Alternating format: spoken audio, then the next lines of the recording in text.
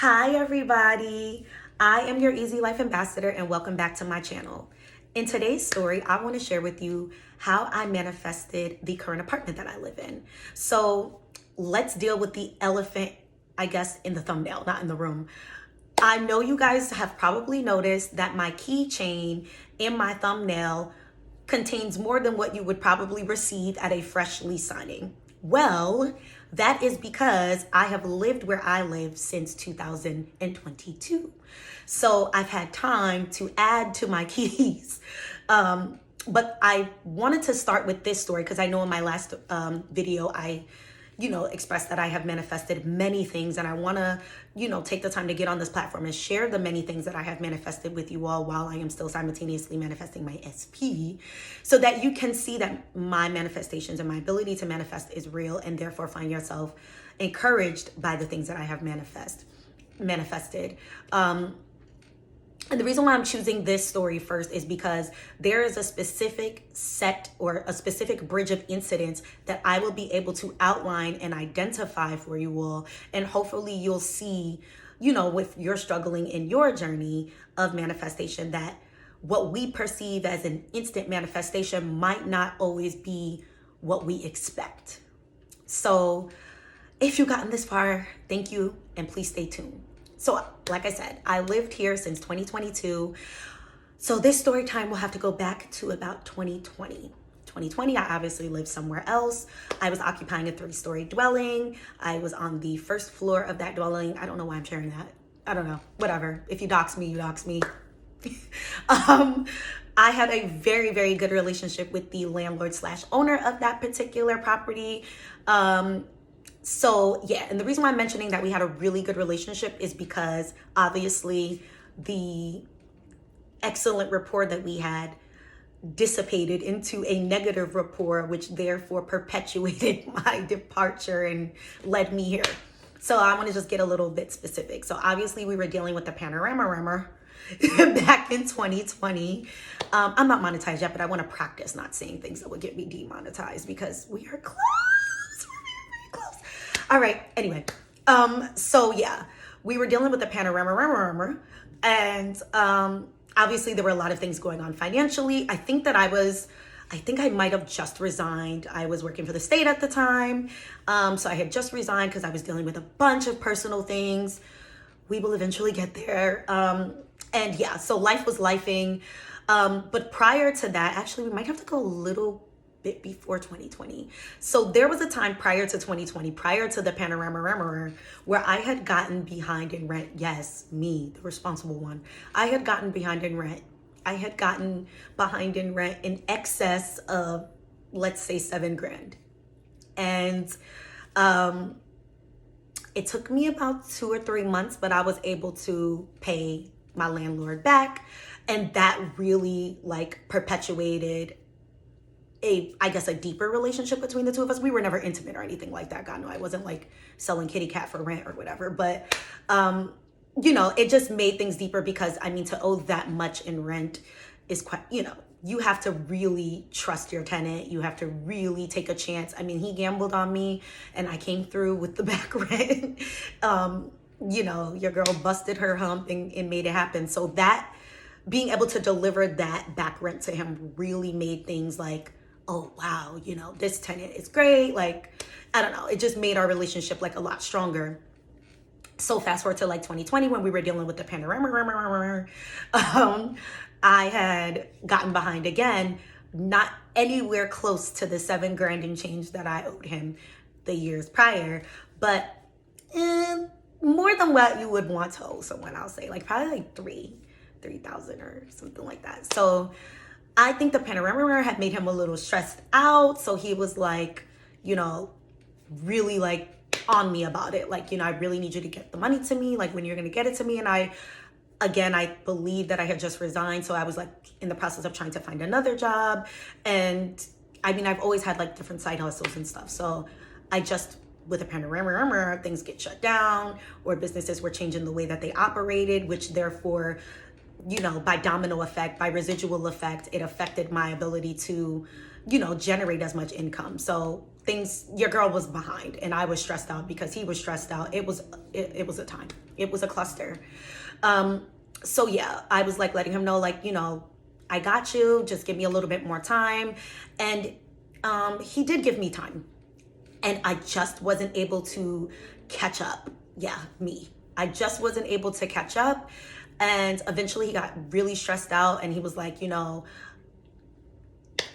got this much time left to give me the money, and if you don't, I'm gonna have to do what I gotta do. And I just couldn't understand, because I'm like, I only owe you like $3,000. Like, I owed you like $7,500 before and paid you back in full. Like, why? Like, I'm just as stressed out as you are, sir. Like, please get off my back. I'm gonna have your money. But I get it. At the same time, as a business owner, you don't want to be owed. Like, I don't want people owing me money. I own businesses too, so it just doesn't feel good. Even if you don't own businesses, it doesn't feel good knowing that people owe you money. Like, I bite my nails every time I give out a loan. So anyway, yeah, he was like on my back about it, and I was really, really stressed, and eventually so stressed out that I ended up like filing for the like assistance that was going around to, I just needed something because I wasn't generating the back rent in time to really pay him off and get him off my back. So I applied for the assistance, and then I think at the time, like, they needed information from your landlord. So I had texted him. I was like, hey, what's this? Like, I think it was like, what's your email address or something like that they needed. And he was like, well, why? And I'm like, well, I filled out an application to obtain some assistance so that I can pay you back. And he blew up. He lost his freaking shit and was like, how dare you? I feel so betrayed. You told me you were gonna have the money. Now you're out here applying for assistance. Like, how could you do this? I just, at this point, I don't even want the assistance. I don't even want the money. I just want you out. Like, and this was someone I had an excellent relationship with. So although his frustration with me was brewing, I still felt like, I've owed you $75,000 and paid you back in full. We're not even close to that. Why are you freaking out on me? Why? I was calm, and I was I didn't blow up back at him or, match his energy, but I still felt like, geez, like, why is he being so, like, such a dick about it this time? Like, why is he not he knows me. Like, why isn't he working with me? And yeah. Anyway, so from that point on, we were like no longer close. He started being an absolute dickhead. So at that point, I was just like, yeah, well, I think I want to go. But at the time, I really loved my place. Like, it was beautiful. I had a backyard. I had a chef enthusiast kitchen. It was huge. Like, I loved where I lived. And the neighborhood was a little sketchy, but I don't go outside, so I don't care. So yeah, like, I don't know. I just was like a cluster, but there was a lot going on, and I was trying to be patient and understanding, even though he was being a dickhead. So eventually, I was still waiting for, to be approved or whatever, because it takes time when you apply for that assistance that they had going on at the time. It took time to like get approved and everything. So eventually he ended up like moving to evict me. I had to go to court and all this stuff. And then I entered into this deal with him because I love my name. I value my name.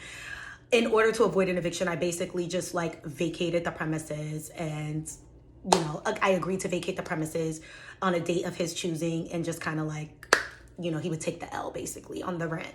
Now, a lot of you don't know, but if you do, you do. I have a cleaning business. So I made sure I cleaned up the place really, really nicely. I do have the footage, but I think it might be too long for me to put here. I'll try to attach it to the video if I can, but I cleaned up the place like really, really, really nicely. I never got my security deposit back, which I don't think you get your security deposit back if you go background, but whatever.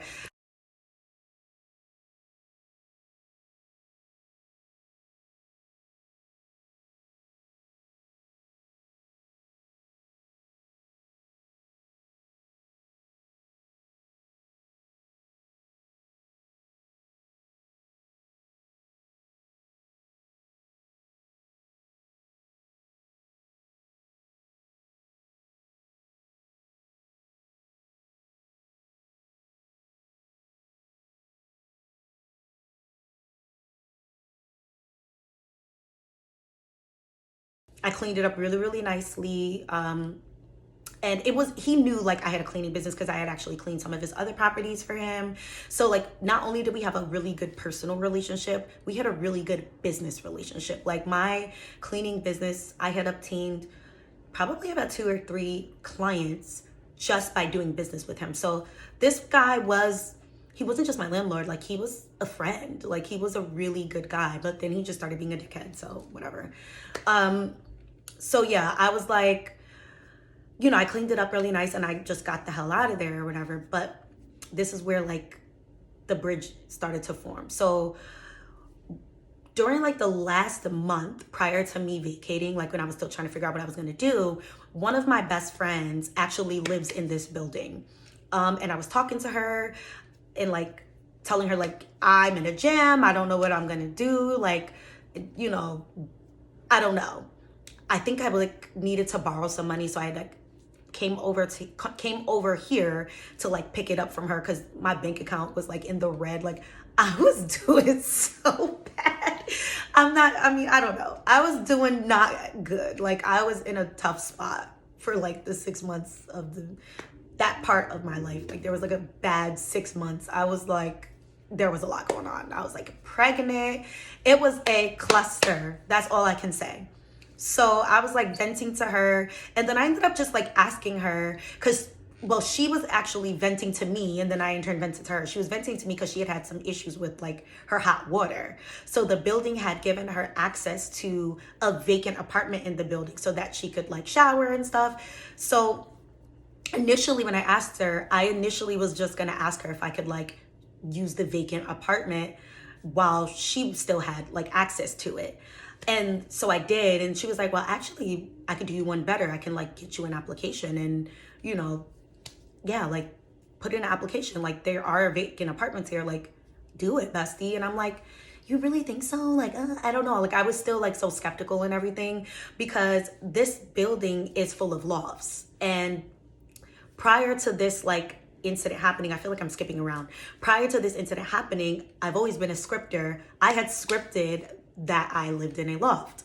So I'm like, I don't know, like, the building just seemed like really, really nice and like too nice for me. Like poor self-concept was going on at that time. Like I did not have it together. It was a cluster. So I was not together financially. I was pregnant. I had a lot going on. I was about to be homeless. Like, so there was a lot going on. So self-concept probably, well, most definitely took a nosedive as well because it's like life was just lifing. So yeah, anyway, I was like, you think I'm gonna like get in? Like, I don't know, like I'm going through all this stuff. Like I'm like maxed out on my credit cards. I'm like living off of my credit cards. Like I was doing so bad. And she's like, yeah, I think you should apply. So long story short, I applied and I was approved. And I literally still to this day don't know how because like I said, all of my credit cards were maxed out.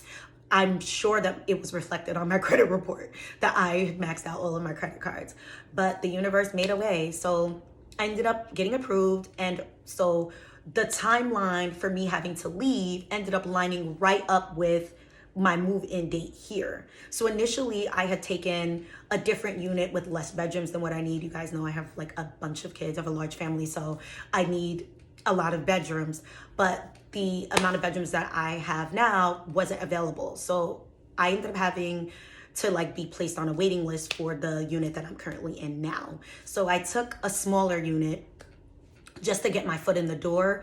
And then when the larger unit came available, obviously I took it. And it was even great because at the time of me moving in 2022, I would have been like number 3 or 4 on the list for a larger unit, the larger unit that I'm in now. But the leasing manager was very fond of me and she was not very fond of the person who was number 1 on the list. So she ended up bumping me to number 1, which was super, super, super helpful for some other stuff that I have going on.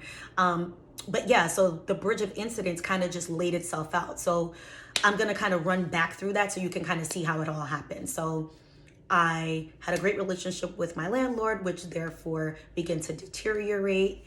I was not able to get through to him. There were some times where I was like, please, can I please stay here? Can we enter a payment plan? He wasn't having any of it. He was like, nope, nope, nope. At this point, I don't even want the money. I just want you out. I can't believe this. You broke my trust. We're not friends anymore. I thought you were my friend. Like, so the universe allowed for him to be stubborn and mean and stern so that I would have no choice but to leave, right?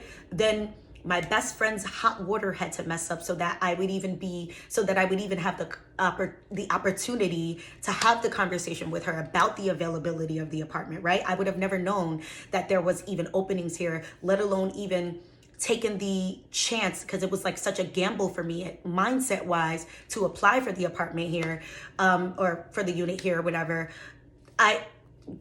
I needed to hear her complain about what she was going through in order to know that there were openings here, right? So yeah, the bridge of incidents was very, very, very specific, very, very particular, but it all led me here. All because I had had scripted that I'm so grateful for my new loft. Now I'm living in my new loft. Now I have many dream apartments. I don't just have one dream home. I want to own lots of different kinds of dwellings, but this was one of them, and I was able to do it in 2 or 3 years. Again, time is not linear, so I don't want you to guys to be discouraged, like, oh my God, it took her 2 or 3 years to manifest her love. I also wasn't salivating at the thought of, like, I loved where I lived. I liked where I lived. It was nice. I wasn't in a rush. I wasn't. But when you put something out there, when you set it and forget it, law of attraction, you know what I mean?